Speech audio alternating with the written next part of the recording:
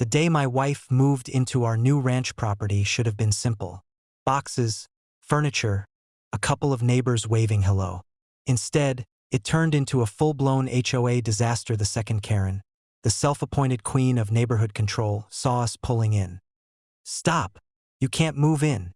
You haven't filed proper HOA paperwork!" she screamed from across the lawn, phone already pressed to her ear.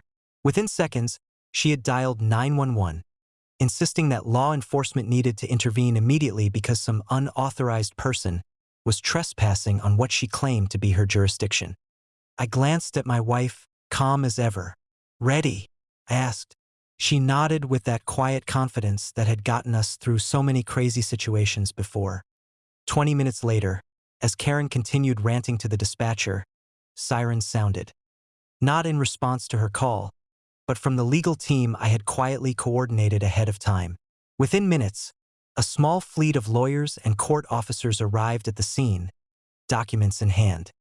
Karen's jaw dropped when my wife, in her tailored suit and professional demeanor, calmly handed over the eviction papers.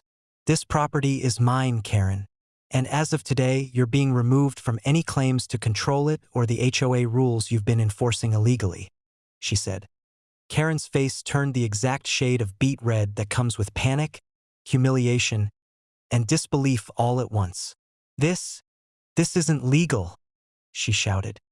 "Actually, it is," my wife replied evenly. "You've been overstepping, enforcing rules that don't exist, and attempting to interfere with a lawful property transfer. These papers are court-issued and effective immediately. You have 24 hours to vacate any HOA-controlled areas associated with this property." Neighbors gathered, their murmurs a mix of shock and awe. Some even whispered congratulations. Karen tried to argue, tried to call more authorities, tried to threaten, but every tactic crumbled under the weight of the law, and the officers present made it clear. This was non-negotiable. By the time Karen finally left, slamming her car door in defeat, the property was ours. Boxes were unloaded, furniture placed, and for the first time in years, we felt the sweet satisfaction of victory over someone who thought authority came from intimidation, not legality. Later that evening, we walked the lawn together, taking in the sunset over our new ranch. My wife smiled and shook her head. "You know, some people really need a reality check," she said. I laughed. Karen just got hers. And in that quiet moment, surrounded by our property and free from interference, I realized something important. No amount of shouting, calling 911, or trying to assert fake authority can override what's legally yours, especially when you have the right people, the right documents, and the right partner by your side.